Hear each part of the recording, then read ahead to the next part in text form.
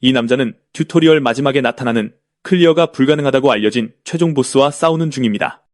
이 악마 소녀는 그를 위협으로조차 여기지 않습니다. 그녀는 그를 아무것도 아닌 것처럼 가지고 놉니다. 그러더니 그녀는 궁극기 10보일사를 사용합니다. 아무도 그 기술에서 살아남은 적이 없습니다. 하지만 마지막 순간 주인공은 마지막 일격을 막아내 그녀를 놀라게 하고 사기적인 도적 스킬을 발동해 그녀의 궁극기를 통째로 훔쳐버립니다. 그녀가 힘을 잃고 멍해 있는 동안 그가 갑자기 그녀의 등 뒤에 나타납니다. 그는 죽음의 눈을 발동해 그녀의 약점을 찾아내고 방금 훔친 궁극기를 사용해 단 일격에 9,999의 피해를 입히며 그녀를 끝장냅니다. 불과 며칠 전 자오이는 각성자 학교의 평범한 학생이었지만 각성의식에서 희귀 직업인 도적과 3가지 사기 스킬을 얻으면서 모든 것이 바뀌었습니다. 적의 약점을 보고 2배의 피해를 입힐 수 있는 죽음의 눈, 대상의 아이템, 스킬, 능력치를 훔칠 수 있는 신의 손, 제한 없이 어떤 무기든 사용할 수 있게 해주는 패시브 스킬 웨폰 마스터, 그리고 마지막 스킬은 자오이가 평생 양손검을 수련해왔기 때문에 엄청나게 유용한 것으로 드러납니다.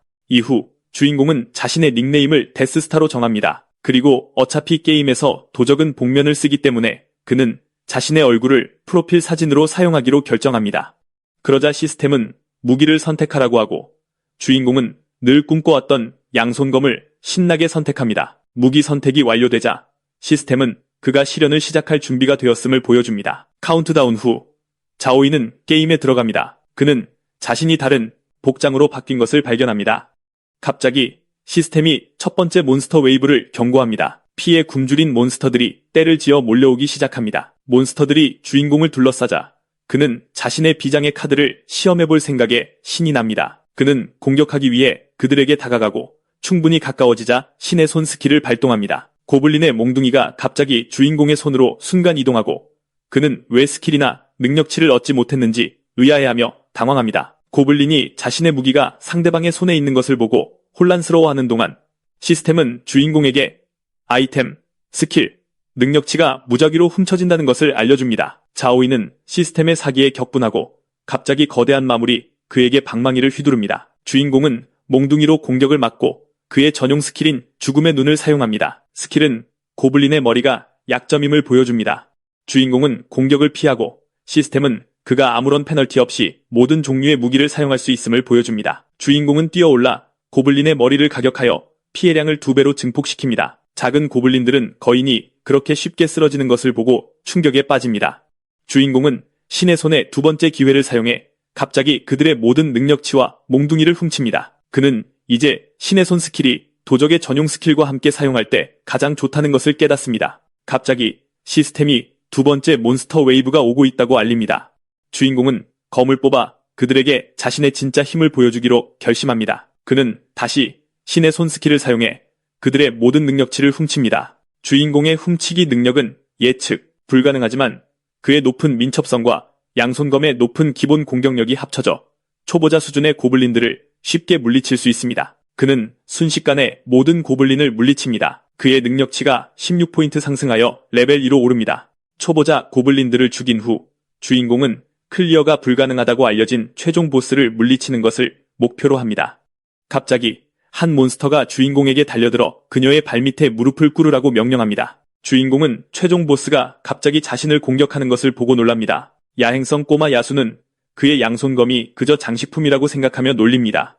주인공은 최종 보스가 자신의 직업을 알아보는 것을 보고 할 말을 잃습니다. 그는 신의 손 능력을 사용해 그녀의 허를 찌릅니다. 처음에는 야수가 아무런 피해도 입지 않았다고 자랑합니다. 이번에는 반지를 훔치게 되어 주인공은 당황하고 몬스터는 그가 자신의 반지를 훔친 것을 보고 격분하여 돌려달라고 요구합니다. 주인공에게는 아직 훔칠 기회가 한 번 더 남았지만 능력은 아직 쿨타임 중이라 시간을 벌기로 결심합니다. 그는 반지를 칭찬하며 야행성 야수에게 추파를 던지기 시작합니다. 최종 보스는 얼굴을 붉히기 시작하지만 주인공이 반지를 돌려주기를 거부하자 그녀의 홍조는 분노로 바뀝니다.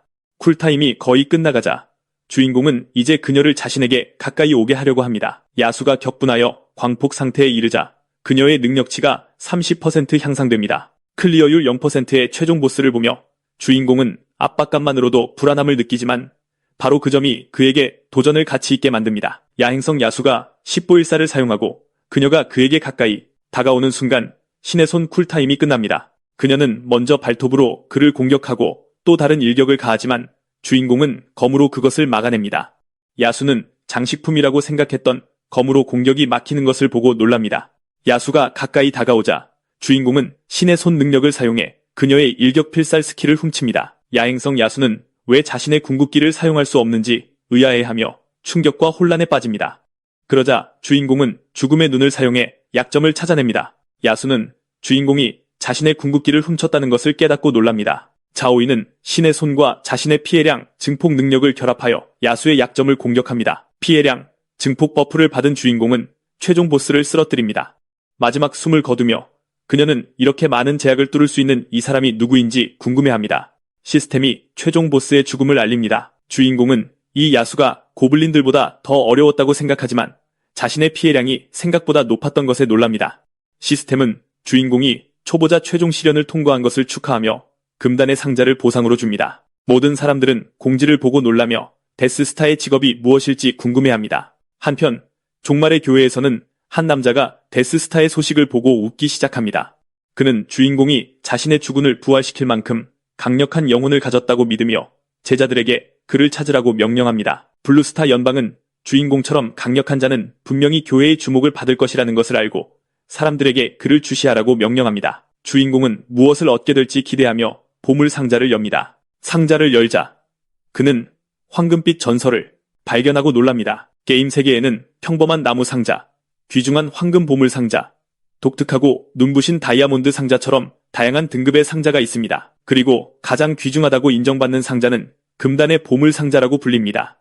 금단의 보물 상자에서 주인공은 다모클레스의 검을 얻습니다. 그것은 투척 시 400%의 물리 피해를 입히고 30m 목표 반경 내의 모든 생물에게 300%의 번개 속성 피해를 주는 투척 무기입니다. 다모클레스의 검으로 몬스터 10여 마리를 죽이면 주인공은 그 진정한 피해량을 30% 업그레이드할 수 있습니다.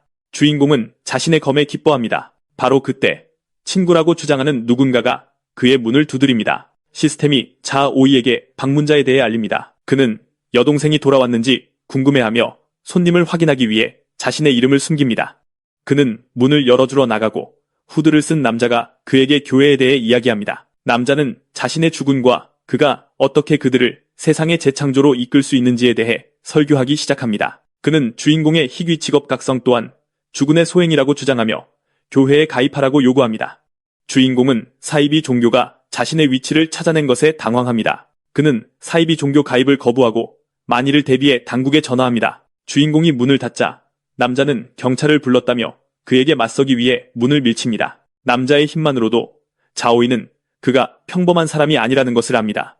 남자는 문을 강제로 열고 검을 들고 공격하기 위해 뛰어듭니다. 주인공은 검을 피하고 먼저 상대를 약화시키기 위해 신의 손 스킬을 사용하기로 결정합니다. 불행히도 시스템은 인간 플레이어에게 스킬 사용을 허용하지 않습니다. 주인공은 문 앞에 있는 사람이 여동생이라고 생각했기 때문에 아무런 무기도 들고 있지 않았습니다. 그는 뒤쪽에 있는 칼을 발견하고 자신의 웨폰 마스터 스킬로 사용할 수 있다는 것을 압니다. 그는 칼을 집어들고 죽음의 눈을 사용해 약점을 찾습니다. 주인공은 10보일사를 사용해 적을 스쳐 지나갑니다.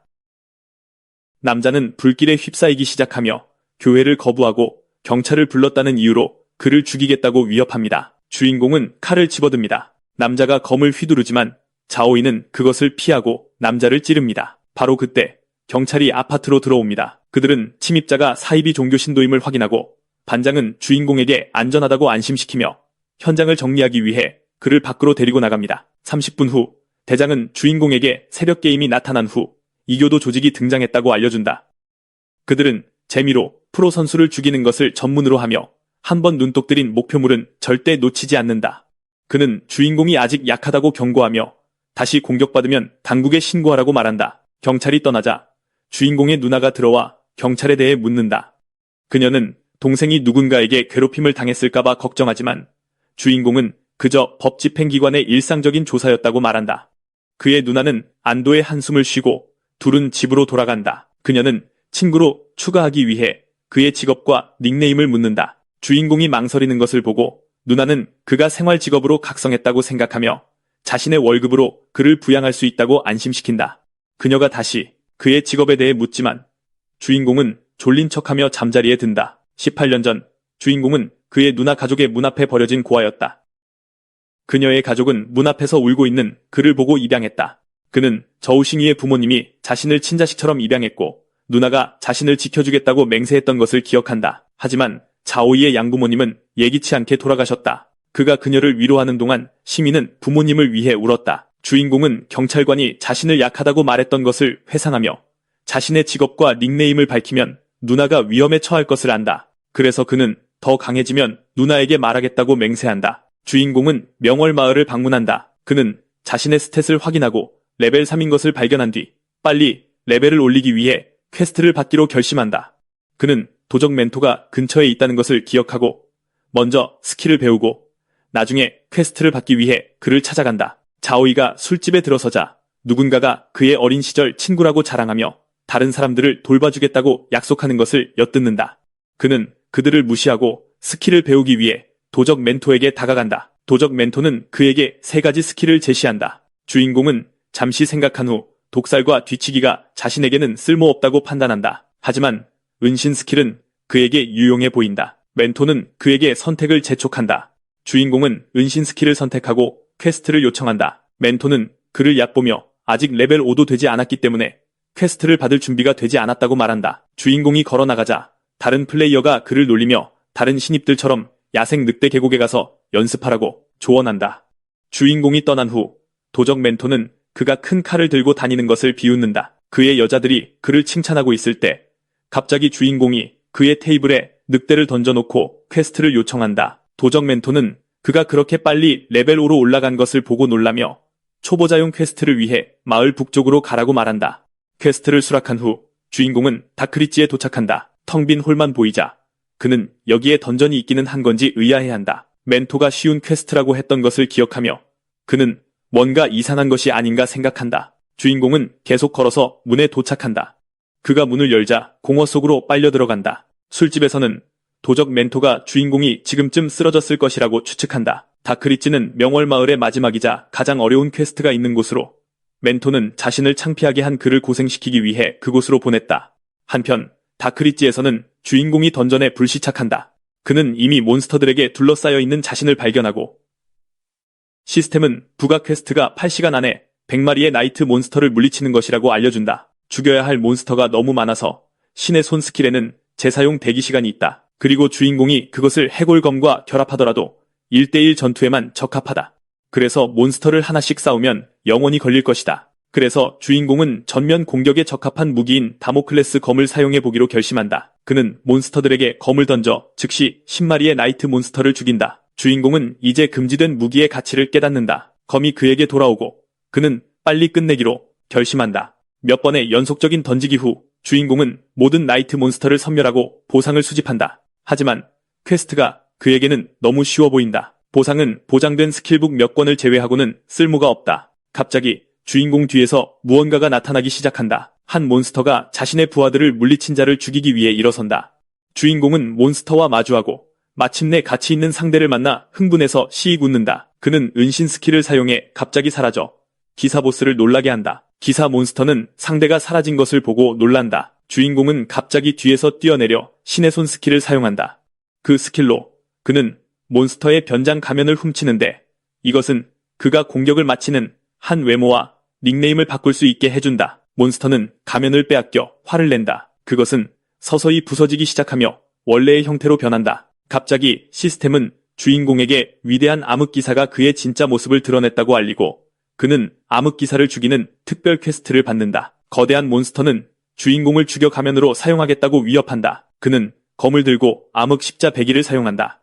주인공은 뒤로 뛰어올라 공격을 피한다. 암흑기사는 다시 한번 휘둘러 주인공을 공격하지만 자오이는 검으로 그것을 막는다. 주인공은 이제 근접전에서는 버틸 수 없다는 것을 깨닫는다. 하지만 무기를 바꾸기에는 너무 늦었다. 몬스터는 촉수를 휘두르기 시작한다. 주인공은 검으로 공격을 막으며 천천히 상대에게 다가간다. 촉수 중 하나가 주인공을 때린다. 그는 신의 손으로 한 번 더 운을 시험해보기로 결심한다. 시간을 벌기 위해 그는 몬스터에게 말을 걸기 시작하며 촉수가 잔뜩 달린 못생기고 역겨운 몬스터라고 부른다. 위대한 나이트 몬스터는 격분하여 공격하기 위해 검을 들지만 자오이의 신의 손이 충전된다. 그는 스킬을 사용해 몬스터의 검을 훔친다. 몬스터는 자신의 검이 도난당한 것을 보고 놀란다. 새로운 양손 검으로 주인공은 그의 죽음의 눈과 십보일사를 결합하여 순식간에 상대를 베어버린다. 위대한 기사 몬스터는 상대가 갑옷조차 뚫지 못했다고 생각하며 자신의 힘을 자랑한다. 갑자기 시스템이 엄청난 양의 피해를 기록하여 몬스터를 놀라게 한다. 몬스터의 검과 결합된 능력으로 주인공은 해낼 수 있다고 믿는다. 바로 그때 시스템은 보스가 광폭화 모드에 들어갔다고 경고한다. 나이트 몬스터는 거대한 촉수로 변해 주인공에게 대가를 치르게 하겠다고 위협한다. 하지만 주인공은 그의 위협에 신경 쓰지 않고 몬스터를 놀린다. 그는 멀리 떨어져 있는 다모클레스 검을 사용한다. 검이 몬스터를 공격한다. 폭발이 일어나 위대한 기사를 직사시킨다. 시스템은 월드보스를 물리친 자오이를 축하하며 공지를 익명으로 할 것인지 묻는다. 원치 않는 관심을 피하기 위해 주인공은 익명 옵션을 선택한다. 그 후 시스템은 보스 몬스터를 죽인 보상으로 그에게 황금 보물 상자를 준다. 주인공이 상자를 열자 보상으로 꿈없는 마을의 샤오위에게 배달되지 않은 편지를 보내는 또 다른 퀘스트를 받는다. 술집에서는 여러 사람들이 히든 퀘스트에 대해 논의한다. 어떤 이들은 그것으로 희귀 스킬을 얻었다고 말하고 또 어떤 이들은 새벽 세계에서 히든 퀘스트가 기회와 불가능을 상징하기 때문에 부러움을 표한다. 한편 2시간이 지나자 도적 멘토는 주인공이 포기했을 것이라고 생각한다. 바로 그때 자오이가 문을 박차고 들어와 모두를 놀라게 한다. 그는 장소에 대해 묻기 위해 도적 멘토에게 500골드가 든 자루를 건넨다. 탐욕스러운 멘토는 돈을 보고 흥분한다. 주인공은 그에게 편지를 보여주며 꿈없는 마을의 위치를 묻는다. 도적 멘토는 종이를 보고 맥주를 한 모금 마신 뒤 주인공에게 죽은 자는 꿈을 꾸지 않으며 꿈없는 마을은 이제 죽은 자들의 마을이라고 말해준다. 그는 초보자 마을에서 서쪽으로 30마일 떨어진 곳에 그곳으로 이어지는 터널이 있다고 덧붙인다. 꿈없는 마을 던전은 매일 자정에 나타나며 그곳의 가장 낮은 레벨 몬스터조차 25레벨인 반면 초보자 마을의 최고 레벨 플레이어는 겨우 20레벨이다. 죽은 자들의 마을에는 심지어 체력이 10만인 30레벨 보스도 있다. 하지만 도적 멘토는 그 던전이 사실 몬스터를 죽이는 것보다 운에 달려있다고 설명한다. 그러니 우리 주인공이 올바른 선택을 하기만 하면 숨겨진 전직 아이템을 얻을 수 있습니다. 우리 주인공은 숨겨진 전직 아이템에 흥미를 느낍니다. 멘토는 그에게 위험을 경고하려 하지만 주인공은 이를 무시하고 밖으로 나갑니다. 레벨 25 몬스터에 대해 듣고 주인공은 먼저 준비하고 장비를 바꿔야 한다는 것을 깨닫습니다. 그가 아무런 두려움 없이 자신의 조언을 무시하는 것을 보고 도적 멘토는 충격에 빠집니다. 새벽 게임과 현실 세계는 연결되어 있으며 새벽 세계에서 수집된 모든 아이템은 현실 세계에서 거래되고 판매됩니다. 그래서 주인공은 원하는 것은 무엇이든 얻을 수 있는 국내 3대 상공회의소 중 하나인 흑룡상회를 방문합니다.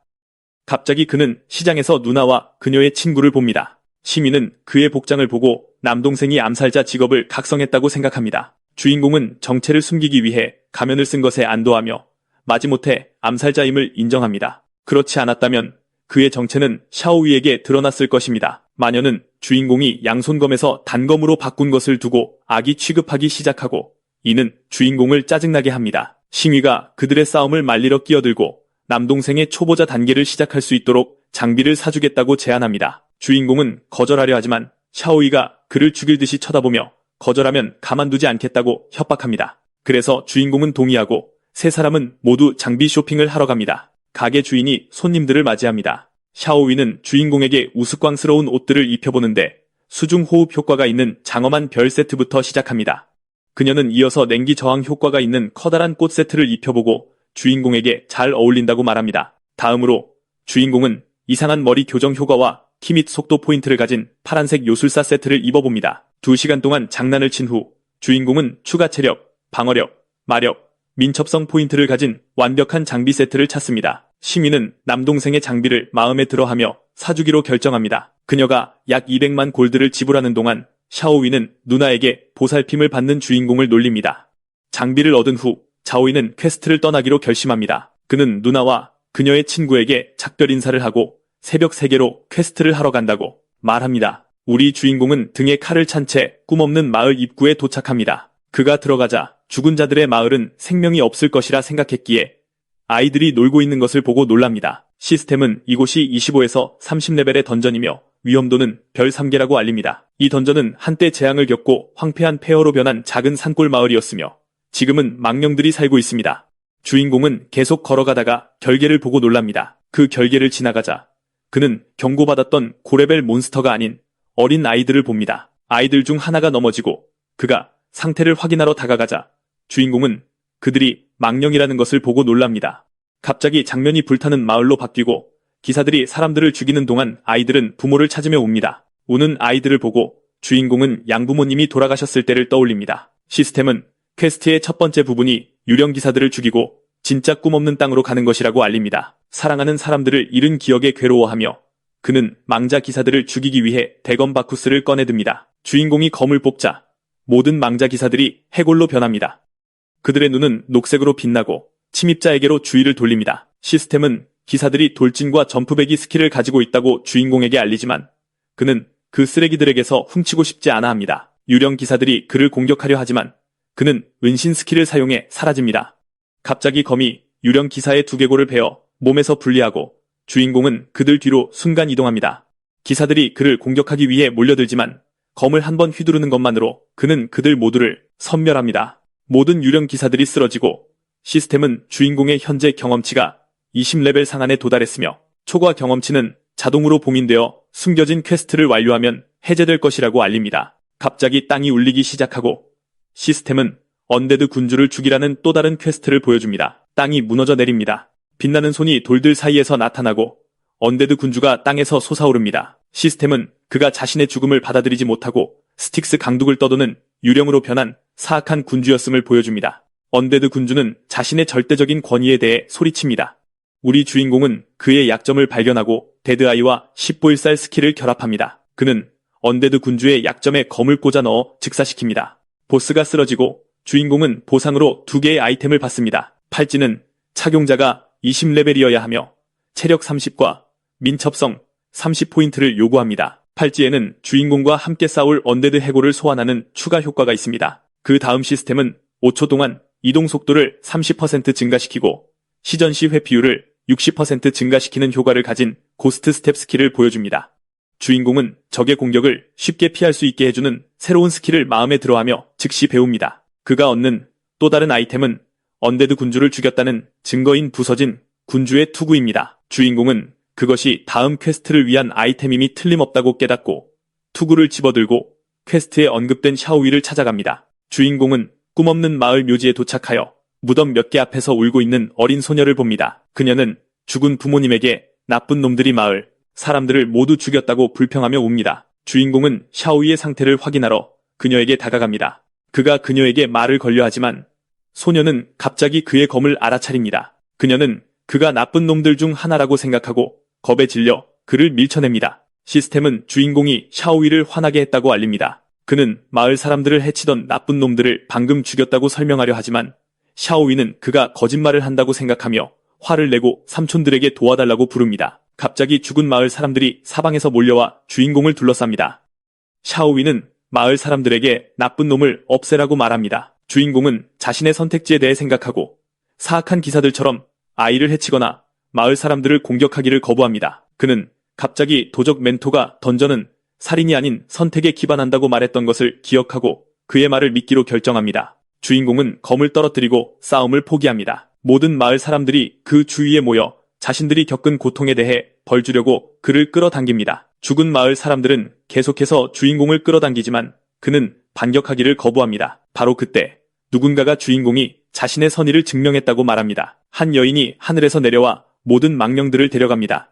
주인공은 그 소녀를 보고 얼굴을 붉히기 시작합니다. 샤오위는 울면서 그녀에게 달려가 안깁니다. 칭위는 어린 소녀에게 아무도 그녀를 해치지 않을 것이라고 안심시킵니다. 주인공은 그 소녀가 샤오위에게 너무나 다정한 것을 보고 얼굴을 붉히기 시작합니다. 그는 왜 그들이 이름이 비슷하고 닮았는지 궁금해합니다. 샤오위는 칭위에게 나쁜 놈을 없애달라고 부탁하지만 칭위는 주인공이 나쁜 사람이 아니며 어릴 때 버려졌을 뿐이라고 그녀를 안심시킵니다. 바로 그때 시스템 창이 나타나 주인공에게 샤오위의 전생에 대해 물어보면 새로운 퀘스트를 잠금 해제할 수 있다고 알려줍니다.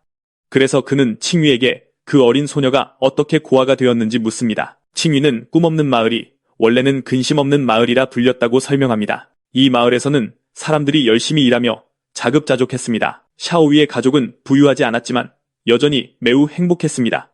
그러던 어느 날 그들은 부상당한 기사 몇 명을 발견하고 그들을 도와주었습니다. 그 부상당한 기사들이 바로 주인공이 죽인 괴물들이었습니다. 그 기사들은 부상에서 회복한 후 마을 전체를 학살했습니다. 샤오위는 마을 사람들과 부모님의 죽음을 자책하며 다시 울기 시작합니다.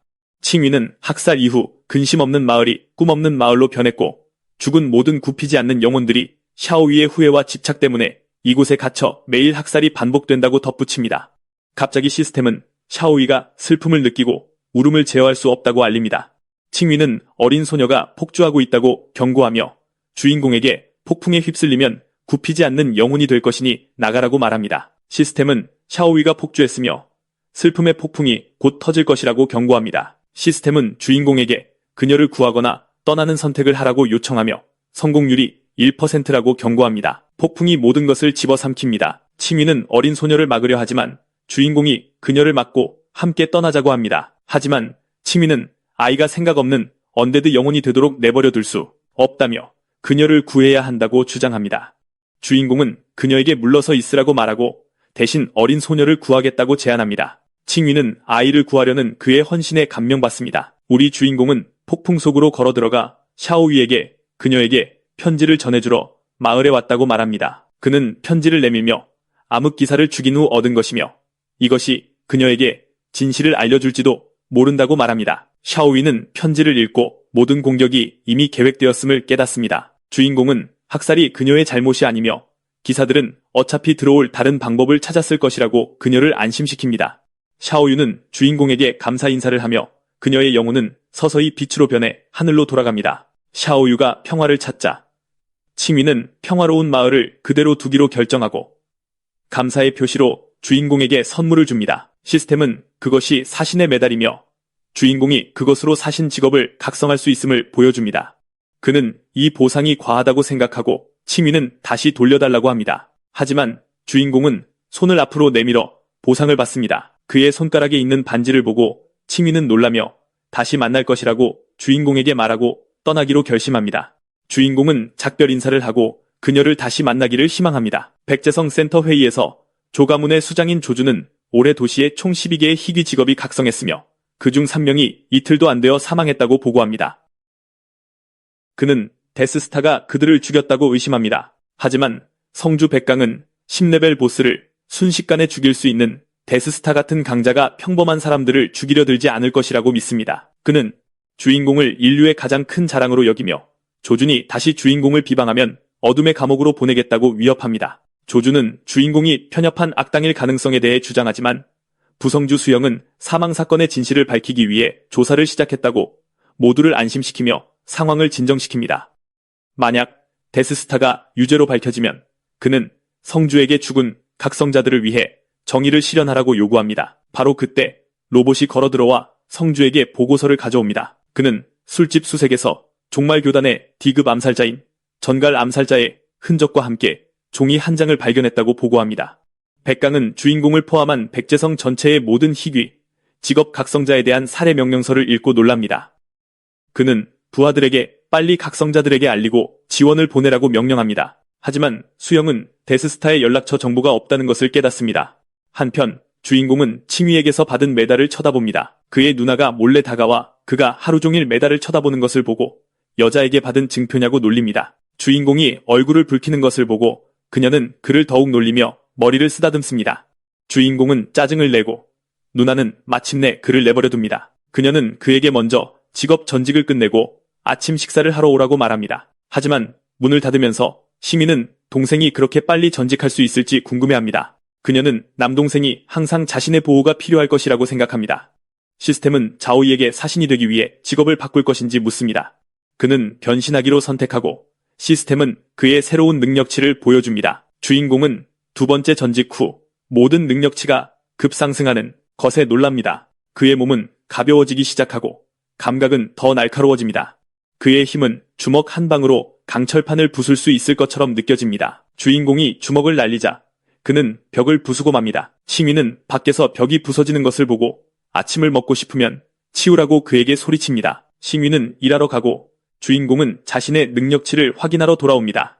그는 낮은 지능 수치에 짜증을 내고 그의 펫 악마는 누나가 그의 재능을 억누르고 있다고 소리칩니다. 주인공은 펫 악마를 밀어내고 나머지 능력치를 읽어봅니다. 놀랍게도 그는 2가지 스킬이 있는 추가 특성바를 발견하지만 그것을 잠금 해제하려면 25 또는 35레벨이 필요합니다. 사신의 죽음의 심장은 그의 공격이 대상의 체력 10%에 해당하는 추가 고정 피해를 입히게 합니다. 주인공은 이 능력치에 감탄하며 상대방에게 피해 회피 스킬이 없다면 10번의 공격으로 죽일 수 있다는 것을 깨닫습니다. 그래서 그는 레벨에 도달하면 2가지 사신 스킬을 잠금 해제하고 제대로 된 저승사자가 되기로 결심합니다. 그래서 그는 칼을 들고 레벨을 빨리 올리기 위해 몬스터와 싸우러 뛰쳐나가지만 그때 그의 펫 악마가 그에게 어질러진 것을 치우라고 상기시킵니다. 한편 골목에서 주인공이 쓰레기를 치우고 있을 때 조야야와 전갈 길드의 HR이 그에게 접근합니다. 그녀는 주인공을 자신의 길드에 초대하며 멘토들이 도와줄 수 있으니 레벨은 중요하지 않고 훈련 기간 동안 수입의 10%를 길드와 나누기만 하면 된다고 말합니다.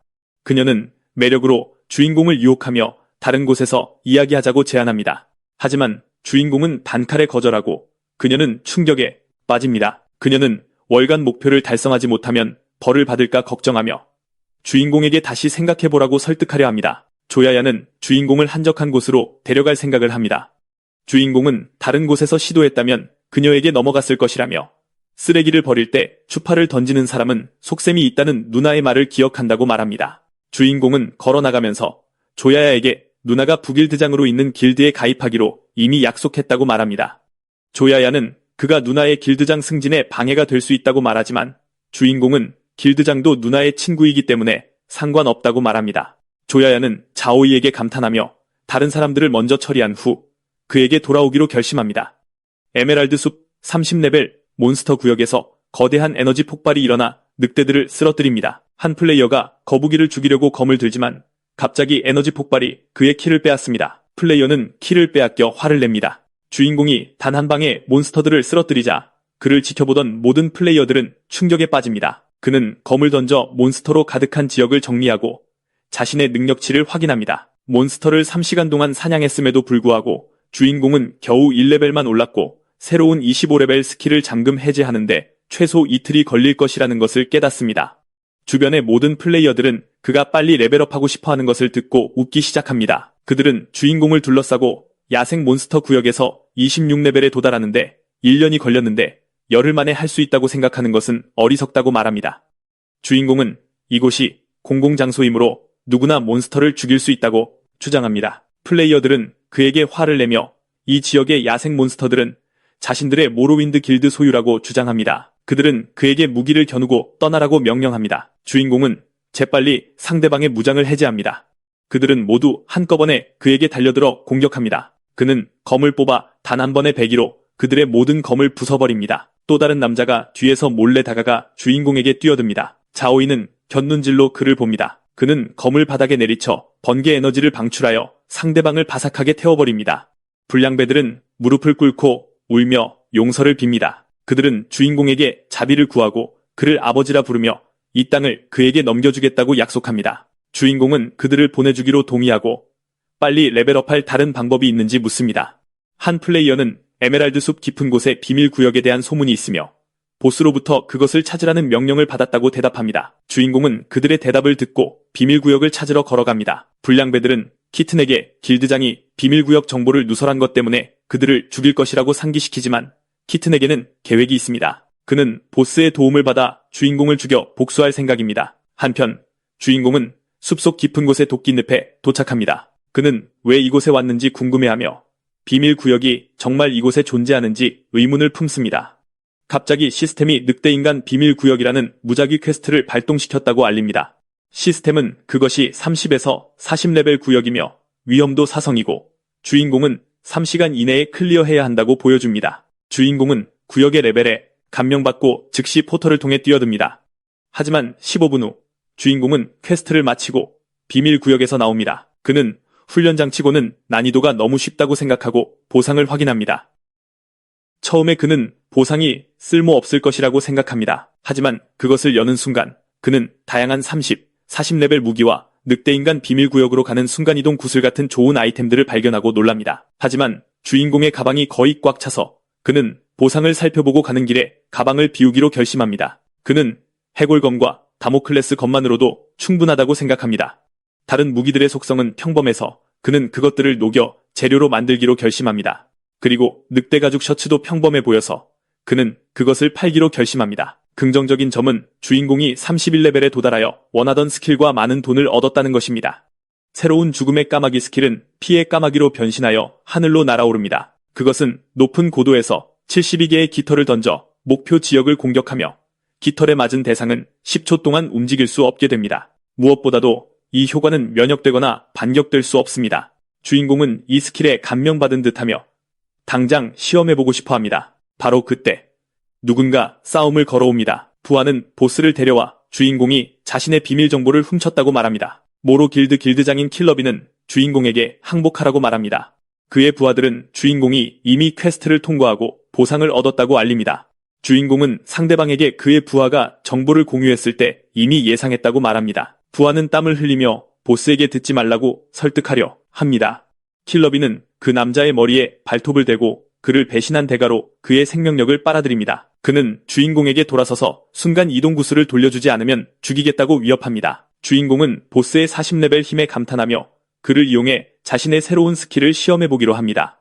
갑자기 그가 까마귀로 변하자 주변 사람들은 모두 그가 사라지는 것을 보고 충격에 빠집니다. 그들이 그를 찾기 시작하는 동안 그는 하늘을 날며 그들을 지켜봅니다. 주인공은 까마귀가 자신만의 능력을 가진 것을 보고 놀라며 까마귀 상태에서 먼저 원래 스킬을 시험해보기로 합니다.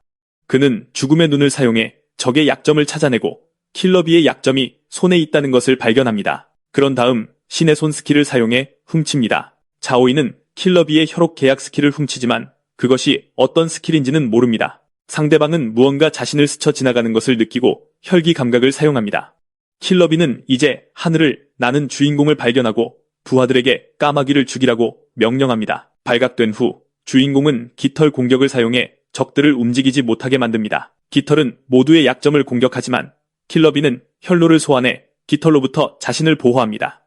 이 스킬은 500m 내의 근처 혈로들을 앞으로 소환할 수 있게 해줍니다. 주인공은 검을 뽑아 혈로를 베어버립니다. 킬러비는 이제 상대의 힘을 이해했지만 여전히 주인공을 위협하며 그의 검을 팔 생각이라고 말할 배짱이 있습니다. 그런 다음 그는 혈옥 계약 스킬을 사용해 부하들을 자신이 조종하는 좀비로 만듭니다. 모든 부하들이 꼭두각시 좀비로 변한 것을 보고 주인공은 이제 혈옥 계약 스킬이 어떻게 작동하는지 깨닫습니다. 킬러비는 그를 혈노로 만들고 그의 검으로 주먹이나 닿겠다고 위협합니다. 자신의 검에 대한 상대방의 말에 기분이 상한 주인공은 이제 그를 죽이기로 결심합니다. 그는 순간 이동 구슬을 사용해 포털을 만듭니다. 킬러비는 상대가 겁을 먹고 비밀구역에 숨으려 도망친다고 생각하고 포털을 통해 그를 따라갑니다. 늑대 인간의 땅에서 주인공은 그를 잡아먹으려는 거대한 늑대 인간 괴물들과 마주합니다. 킬러비는 그가 자신의 혈로가 되기보다 개들의 먹이가 되기를 선택했다고 생각하며 비웃습니다. 주인공은 늑대 인간 지휘관을 살펴보고 그의 능력치가 유망하다고 생각합니다. 그래서 그는 늑대 인간 지휘관에게 혈옥 계약을 사용하기로 결심합니다. 혈옥 계약이 성공적으로 형성되고 지휘관 늑대 인간은 모든 부하들과 함께 주인공 앞에 무릎을 꿇고 그의 명령을 기다립니다. 주인공은 상대를 가리키며 늑대 인간에게 그를 죽이라고 명령합니다. 킬러비는 꼬마가 자신의 특수 스킬을 가진 것을 보고 충격에 빠집니다. 늑대 인간들이 침입자들을 향해 돌격하는 동안 주인공은 까마귀 상태로 변해 위로 날아오릅니다. 늑대 인간들은 적들을 갈기갈기 찢어버립니다. 킬러비는 도망치려 하지만 발이 걸려 넘어집니다. 거대한 늑대 인간이 그의 위에 서자 킬러비는 목숨을 구걸하며 자신의 보물을 적에게 바칩니다. 주인공은 늑대 인간의 어깨로 날아내려와 상대가 원했던 검을 건네줍니다. 하늘에서 천둥이 쏟아집니다. 킬러비는 고통 속에 비명을 지르고 주인공은 포털 밖으로 걸어 나옵니다. 주인공은 변장 가면을 쓰고 닉네임을 까마귀 건들지 마로 바꿉니다.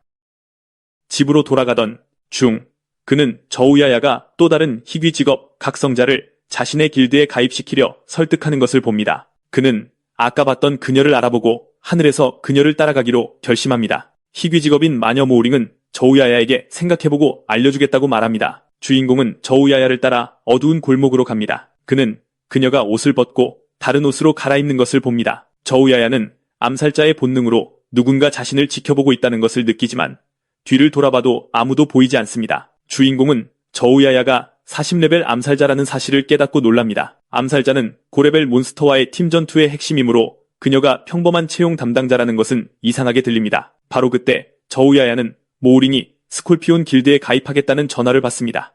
둘은 계약서에 서명하기 위해 한 장소에서 만나기로 하고 야야는 길을 나섭니다. 주인공은 암살자를 따라 요니밍 전문 호텔로 갑니다. 저우야야는 모우링의 시신 앞에 서 있습니다. 모두가 희귀 직업을 가지면 더 이상 희귀하지 않기 때문에 그녀는 희귀 직업을 가진 사람들을 죽이고 다닙니다. 그녀가 방을 떠나자 주인공은 창문으로 모우링의 시신을 봅니다. 그는 자신이 조금 늦었다는 것과 그 암살자가 평범한 채용 담당자가 아니라는 것을 깨닫습니다. 주인공은 만약 그녀의 제안을 받아들였다면 죽은 것은 자신이었을 것이라는 것을 깨닫습니다. 그는 누나에게 무슨 일이 생길까 걱정되어 서둘러 전화를 겁니다. 주인공은 누나를 걱정합니다. 그녀는 그의 전화를 받는데 오래 걸린 적이 없었고 그는 최악의 상황을 생각하기 시작합니다.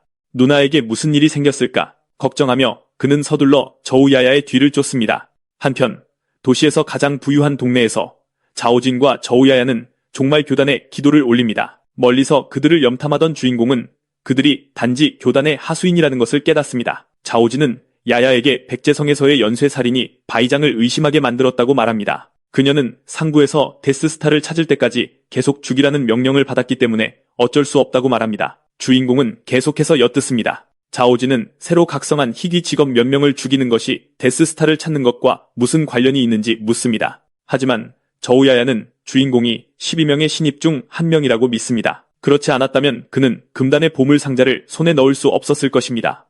주인공은 자신이 받고 있는 관심에 놀랍니다. 저우야야는 상부에서 데스스타가 종말의 군주를 부활시킬 기회라고 생각한다고 덧붙여 설명합니다. 하지만 그녀는 군주의 부활에는 관심이 없습니다. 그녀가 원하는 것은 오직 금단의 보물상자뿐입니다. 금단의 보물상자에서 발견되는 전설적인 유물은 사람을 세계에서 가장 강력한 존재로 만들어줄 수 있습니다. 자오진은 만약 그것을 가질 수 있다면 마침내 바이장 위에 설 수 있을 것이라고 생각하기 시작합니다. 그는 데스스타를 쓰러뜨리고 그의 보물상자를 얻은 다음 독전가를 죽일 계획을 세웁니다. 그는 야야에게 목표물에 대한 단서가 있는지 묻습니다.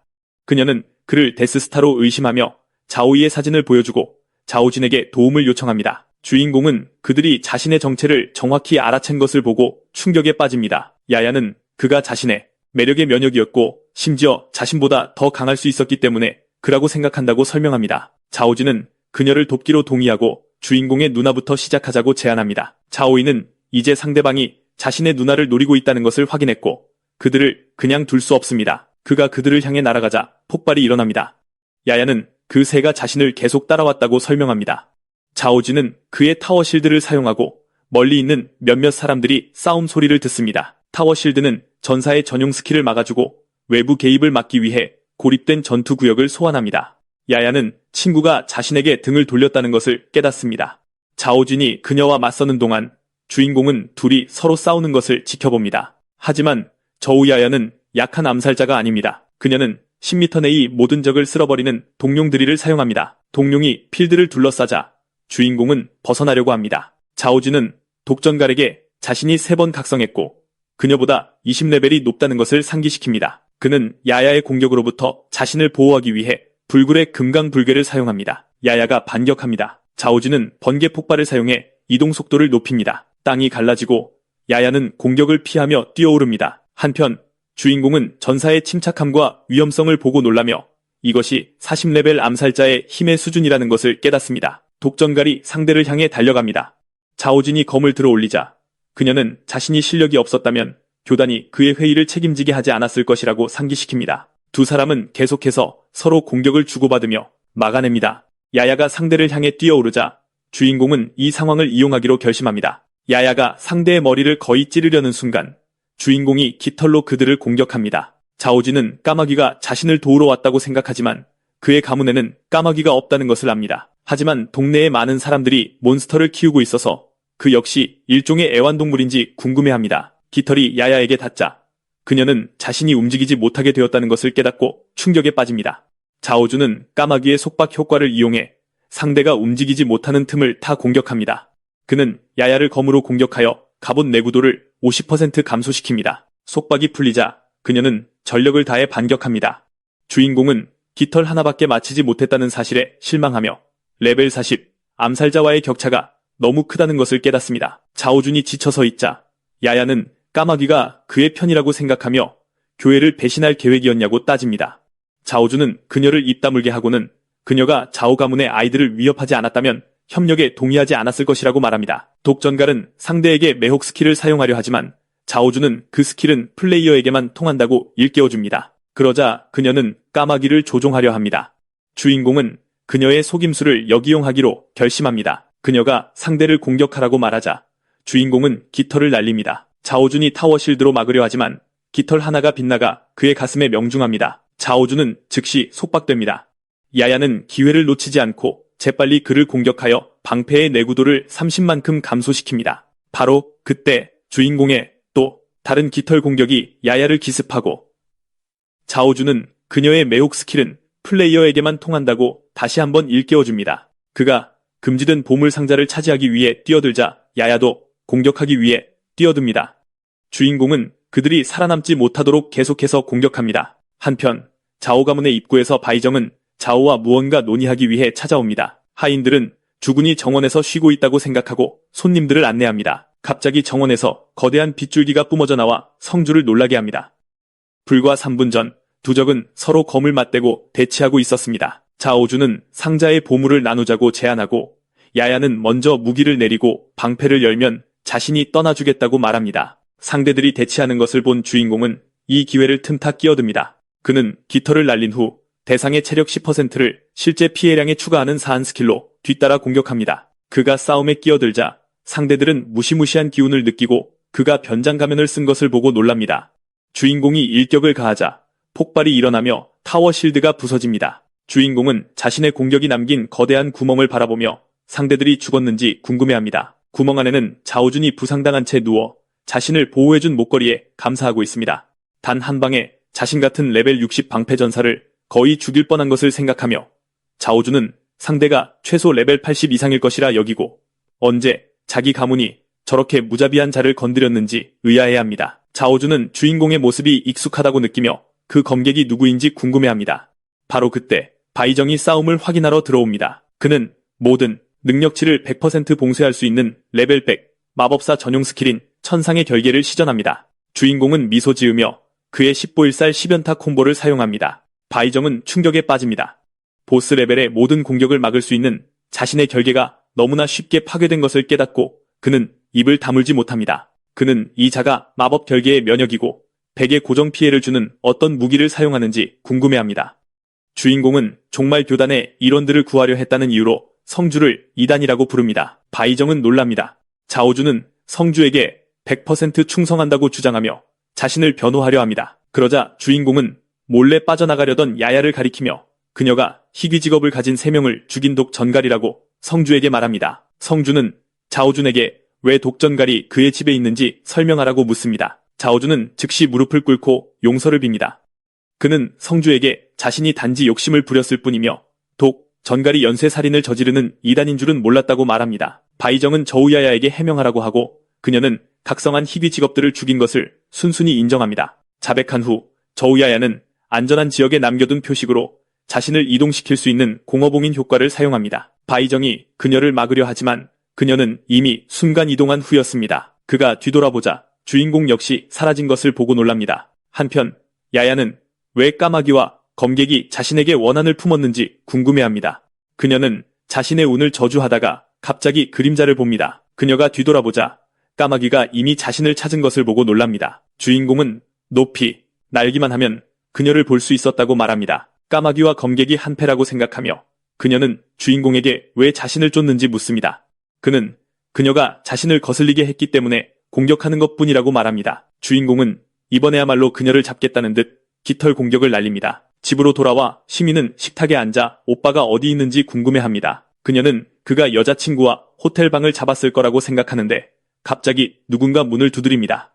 그녀가 문을 열자 주인공이 뛰어들어 여동생을 껴안습니다. 나중에 자오이는 여동생과 칭위 사이에서 선택을 강요당하는 꿈을 꿉니다. 그가 그들에게 손을 뻗으려 할 때 갑자기 잠에서 깨어나 여동생의 친구와 함께 자고 있는 자신을 발견합니다.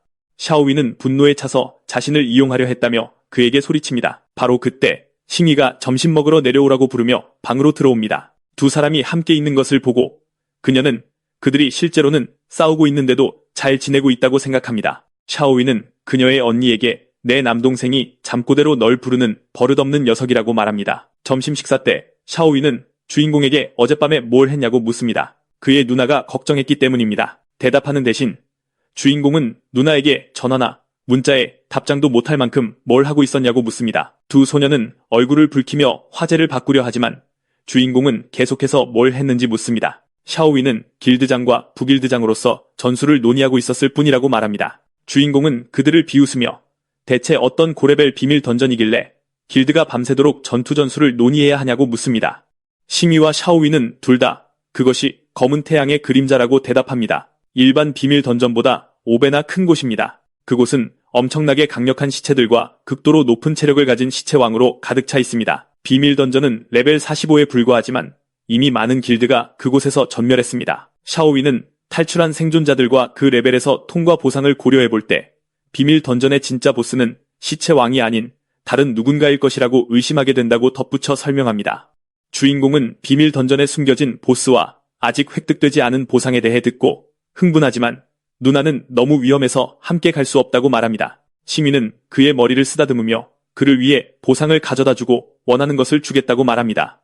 샤오위는 화를 내며 자기가 길드장인데 아무 말도 안 했다고 소리칩니다. 시미가 친구와 신랑이 하는 동안 주인공은 비밀 던전에 대해 생각하기 시작하고 직접 가서 봐야겠다고 결심합니다. 한편 자오준의 사무실에서 스콜피오는 독 전갈이 죽었으며 자신이 새로운 연락책이 될 것이라고 알립니다. 자오준은 그 소식을 듣고 충격을 받으며 독 전갈이 자신을 떠날 때는 멀쩡했다고 스콜피오에게 말합니다. 스콜피오는 살인자가 강하고 100% 고정 피해를 입힐 수 있으며 2차 전직 암살자를 단 한 방에 죽였고 생명 보존 아이템 2개와 공허 봉인조차 그녀를 구하지 못했다고 답합니다. 스콜피오가 떠난 후 자오준은 독 전갈을 죽인 것이 그 검객임에 틀림없다는 것을 깨닫고 공황에 빠지기 시작합니다. 바로 그때 그의 장남 시밍이 들어와 성주와 교단과의 문제는 해결되었지만 검객이 여전히 위협으로 남아있다고 알립니다. 자오준은 아들에게 정의 병력을 데리고 까마귀로 변신할 수 있는 그 남자를 찾으라고 명령합니다. 그는 주인공이 더 강해지기 전에 자기 편으로 만들고 싶어하고 만약 실패하면 직접 죽이기를 원합니다. 한편 비밀 던전 검은 태양의 그림자에서 시스템은 팀원이 25명 미만일 경우 신중하게 입장하라고 경고합니다. 샤오위는 달의 오라를 사용해 피해 괴물들을 쓸어버립니다.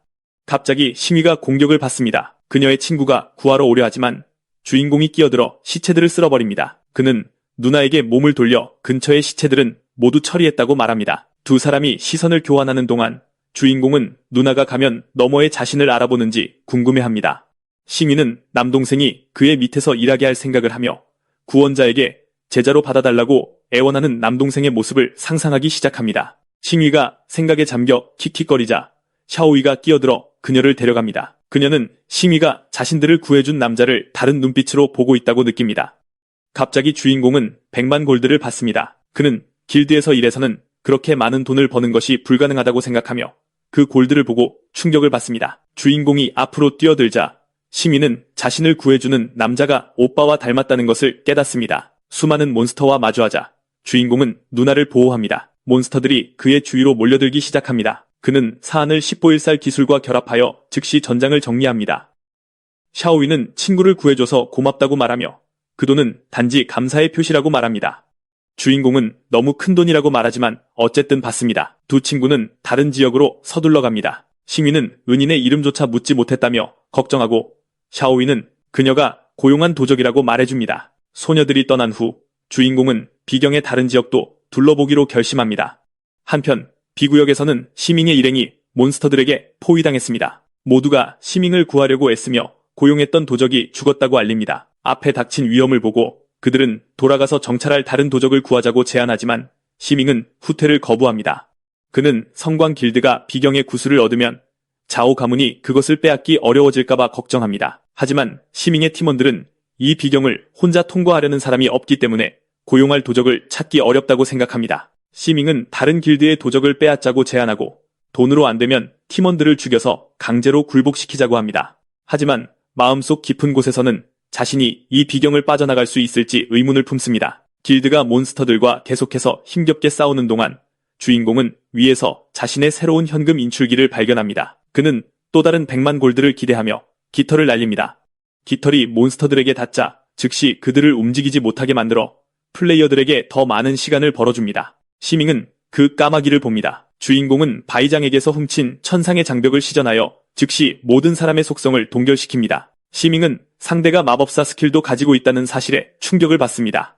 그리고 주인공은 시체 불꽃 스킬을 사용해 모든 것을 불태워버립니다. 시밍은 그 까마귀가 아버지가 찾던 바로 그 남자라는 것을 깨닫고 충격을 받습니다. 몬스터들이 처리된 후 천상의 장벽이 끝나자 시밍은 주인공에게 자신의 길드에 들어오라고 요청합니다. 주인공은 거절하며 비경의 모든 몬스터를 자기가 처리했으니 이제 할 일이 없을 거라고 말합니다. 시밍은 협상을 제안하며 20만 골드를 제시합니다.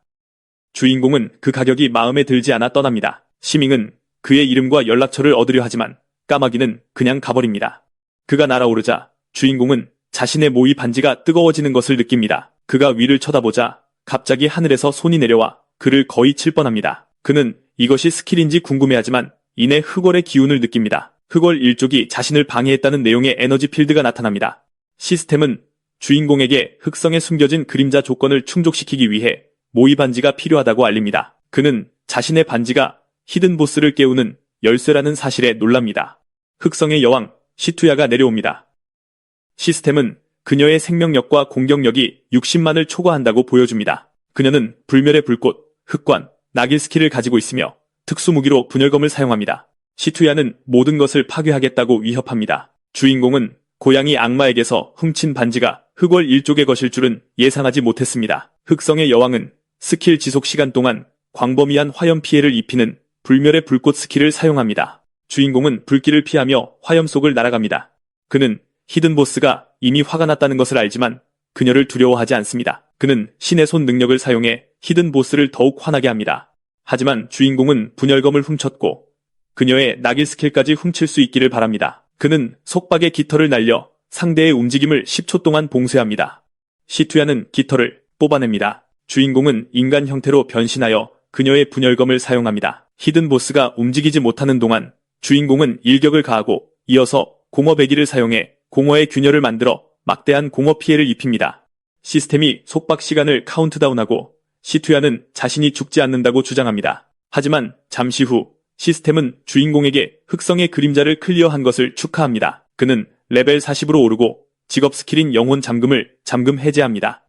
주인공은 아래로 날아가며 게임을 클리어했는데도 아무런 보상이 없는 것을 이상하게 생각합니다. 바로 그때 시투야는 게임을 통과하려면 자신에게 반지를 줘야 한다고 말합니다. 주인공은 그녀가 죽지 않았다는 사실에 놀랍니다. 그는 보스가 거래를 하려 한다는 것이 이상하다고 생각합니다. 하지만 시투야는 비경의 지배자인 흑성의 여왕은 패배했고 지금 자신은 그냥 시투야일 뿐이라고 안심시킵니다. 시투야는 주인공에게 여명의 보호 아래 자신을 죽일 수 없으며 곤란해지고 싶지 않다면 반지를 넘기라고 말합니다. 주인공은 반지를 넘겨준 후에 자신이 안전할지 의문을 품습니다. 그는 자신을 위협하는 상대에게 맞서고 시투야는 그것을 인정합니다. 주인공은 새로 잠금 해제된 스킬을 시험해보기 위해 사슬을 꺼냅니다. 시투야는 충격을 받습니다. 주인공은 사슬을 풀어 히든보스를 속박합니다. 영혼 잠금 스킬은 주인공의 대상을 소환수나 펫으로 변환시킵니다. 시투야는 발버둥치지만 주인공은 그녀를 끌어내리며 이제부터는 자신의 지배를 받게 될 것이라고 말합니다.